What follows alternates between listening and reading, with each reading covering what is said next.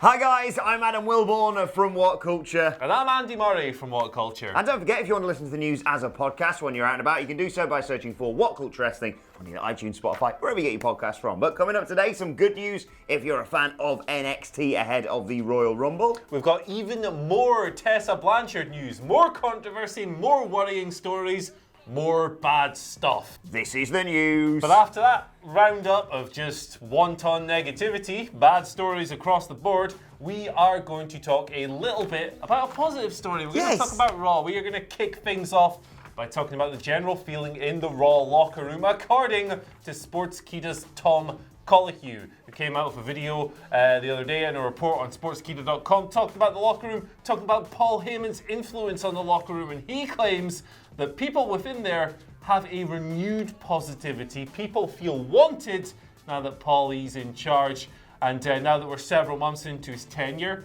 it has resulted in a clear improvement in backstage morale. So there's some more stuff here. Colohue says that people who have previously spoken up about airtime and opportunities have been granted greater chances to develop their character and tell their stories. There's a greater sense of harmony as a whole.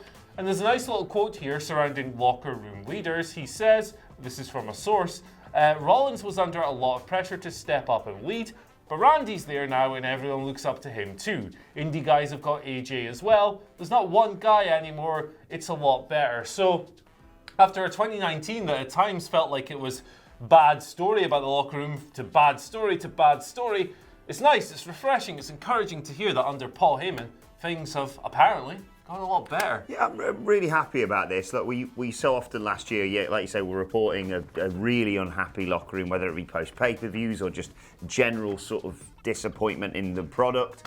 But it's understandable. Obviously Vince's focus is kind of shifted to SmackDown now, what with that being the A brand. But again, credit has to go to Paul Heyman.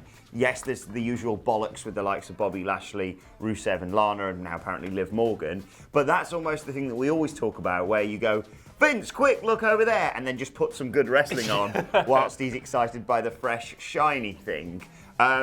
The product has unquestionably improved. Yes. I enjoy Monday Night Raw now. I'm actually looking forward to tonight's show, and it's not just because of this time of year. Arguably also, contributing to that, is, I know there's not been many, is WWE actually releasing a few people who, so if you don't want to be there anymore, unless you're called the Revival, you can probably go. Yeah, it's been good.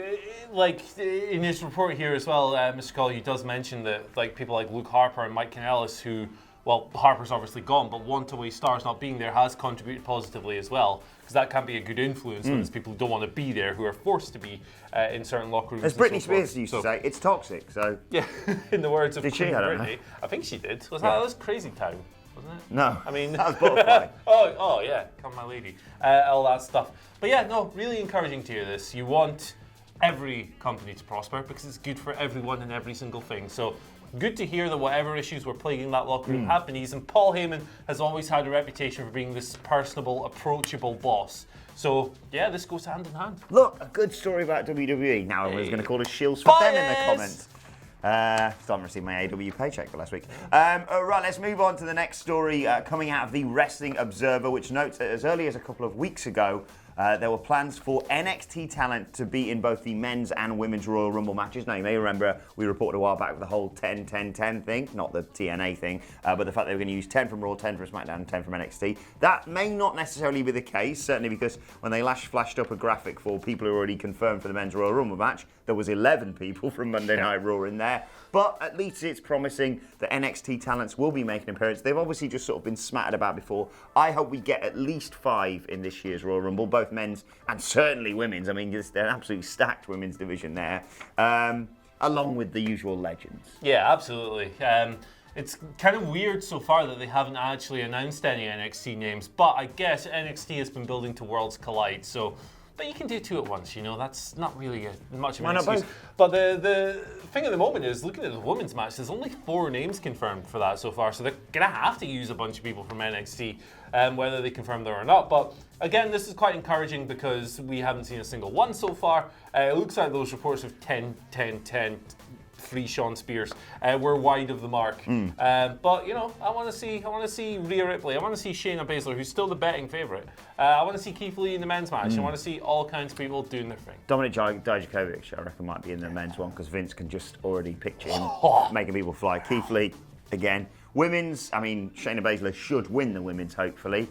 And I'd like to see Mercedes Martinez because she looked so happy when she was on NXT last week. It'd be great to see her doing more stuff. But let us know in the comments who from NXT you'd like to see in the Royal Rumble match. Yeah, do that, please. Thank you. We're going to move on. Really, really rough transition there. But we're going to talk about Tessa Blanchard again because there's more bad stuff surrounding this individual brewing over the weekend. So the first thing to emerge was a tweet from Allysin Kay. Allysin Kay is the current NWA Women's Champion. She is the person who first quote tweeted that little thing that Tessa tweeted about women sticking up each other. Support women. Saying, you know, bringing out the racial allegations, bringing a bunch of other people, empowering a bunch of other people to come forward with other stories and so forth. This is worrying stuff. Allysin tweeted over the weekend saying, I said what I had to say, so I'd love to move on, but I just got several messages about @Tess Blanchard trying to spread lies. Unfortunately for you, I've built my 11-year reputation on being respectful. Instead of owning up to your mistakes, you lie, scheme, and prove you haven't changed. What she's attached here is a couple of screenshots of messages, from other people, colleagues, whose names she has graciously blanked out. Tessa's contacted them looking for dirt on Allysin Kay, which apparently doesn't exist because Allysin Kay, by all accounts, is a good egg. Not a good sign there from Tessa. Shows she maybe hasn't learned all that much from everything that's happened. But, you know, there's also another report here from Fightful, the ever-reliable Fightful.com. They've got reports of her conduct, Tessa's conduct, within the Women of Wrestling WOW promotion, and their source has requested anonymity. They don't want their identity revealed, and when you hear stories about Tessa going and digging up dirt on Allysin Kay that doesn't exist, you can understand why. But there are a few stories here. There's one about Tessa getting into it in front of a group of people with a trainer, saying you don't deserve to be a trainer, you don't deserve to be here, reducing this person to tears. Doesn't sound good. There's a number of other verbal spats here. There's stories of her growing in influence during her tenure with WOW and people losing their pushes to coincide with that. And there's all kinds of other stuff, all kinds of verbal battles. Not a good look. You know, with this stuff, when it's just one voice against another, it's like, okay, it's two different sides, it's two people. You don't really know how to weigh it up. It's a very tough situation. But when there's this volume of reports and this many voices in the argument, man, it doesn't look good for Tessa Blanchard, does it? It's bad. It's a real shame because, you know, she was crowned Impact World Champion. We kind of wanted to focus on that. This sort of muddied the waters a little bit. And I was hoping to start this week afresh and not sort of forget everything that's happened. I'm not suggesting that whatsoever, but hopefully move past that. You know, there was people talking about her history, but then also saying, I think, you know, she's trying to make a change and she was trying to address it and stuff. And yet, you come in today and arguably it's the back and exacerbated far worse. Yeah, this is just so weird because there was a report last week of La Rosa Negra, who is the Puerto Rican wrestler that Tessa allegedly racially abused in Japan. There was a report of them burying the hatchet and so forth, but then Tessa issues that really crap denial on Twitter and so forth, and now you get stuff like this, and man, like, there's a real duality with her here because she's a fantastic performer, but these behind-the-scenes reports are not good, and, you know, I, for one, am very shocked that the daughter of Tully Blanchard, notorious backstage man that he is coming out with stuff like this. But it sucks. It does suck. But because you want the people who are doing great things on TV, you want them to be doing great things behind the scenes as well. But by all accounts, with this person, that is not the case. And, you know, generally we like to say, look, let's keep the personal side out of the wrestling. But you can't help but feel this may well affect Impact's decision-making with her as world champion. Right, let's move on to your Twitter questions at WhatCulture WWE, of course, on Twitter if you want to get in touch with us. Matt Ryan starts us off saying, who will have a breakout performance in the Royal Rumble matches that you believe will have a breakout year? Bianca Belair, if she hasn't already.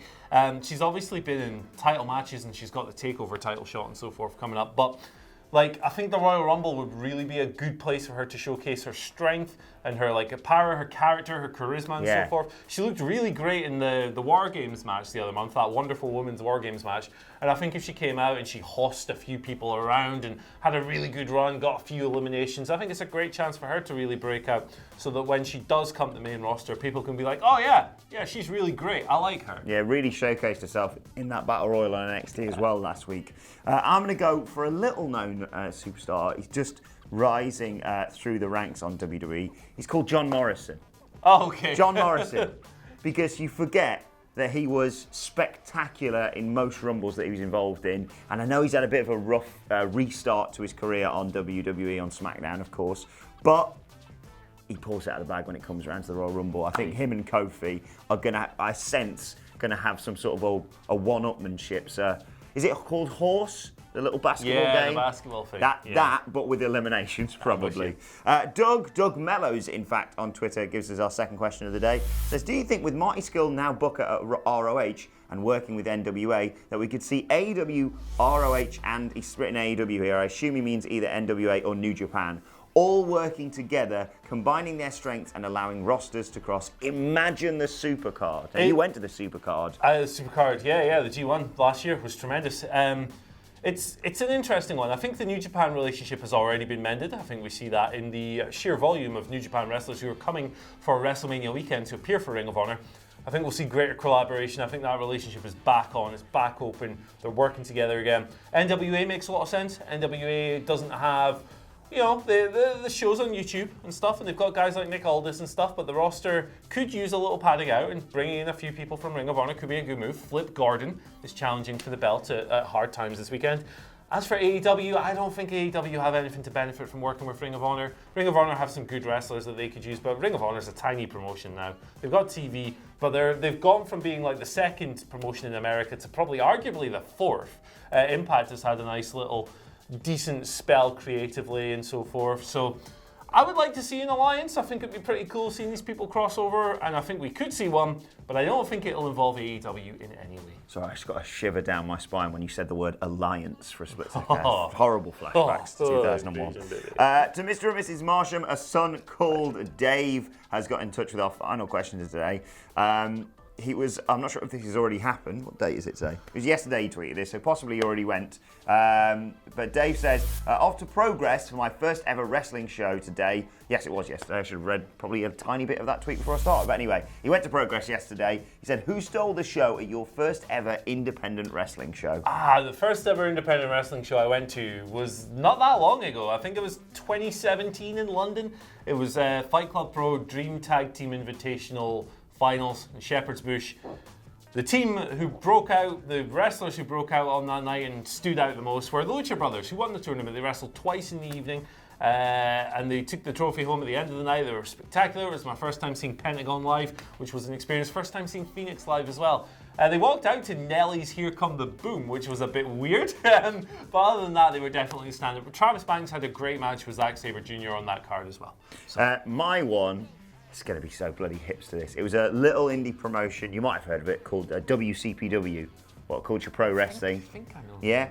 And the person I saw, you might have heard of this guy, I don't know. He's some fans might have heard him, real fans, but other people will be like, who's that guy? Will Ospreay. Oh. He's quite good, turns out. So yeah, Will Ospreay. Although almost everyone on that WCPW card, because I think I'd only ever been to a WWE live event, and I was right at the back of the room in Birmingham.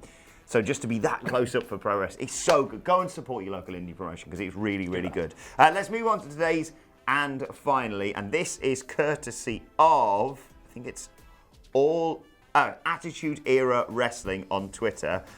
We're back to our same old bullshit. Who is this star up on a hanger? It's a WWE with maple action leaves. figure with Canadian maple leaves, knee pads, the World Heavyweight Championship, and a weird sort of goatee. Is it Canadian Al Snow? Canadian Al Snow. It's a very good guess. Unfortunately, it's actually NXT champion Adam Cole. What?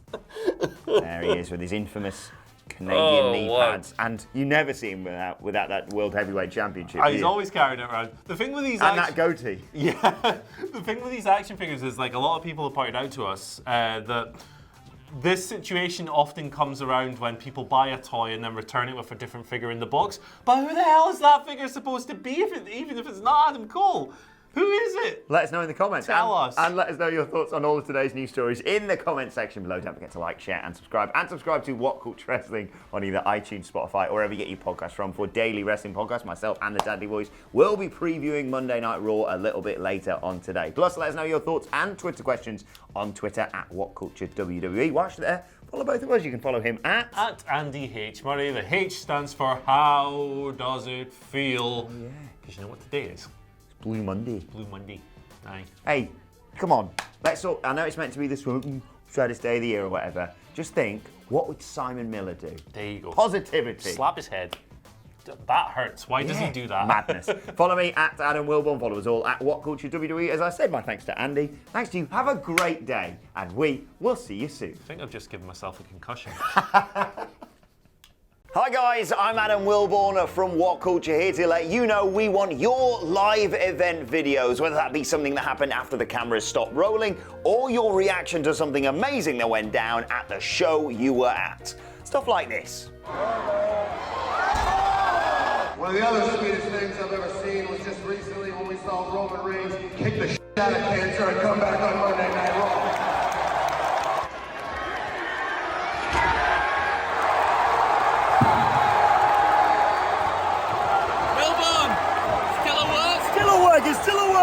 So make sure you send them to us in all the usual ways. You can tweet them at us, you can send them to us on Facebook, you can email them to us. Hell, if it's your sort of thing, you can stick them on a memory stick and post them to What Culture. But the one thing you need to remember is good, bad.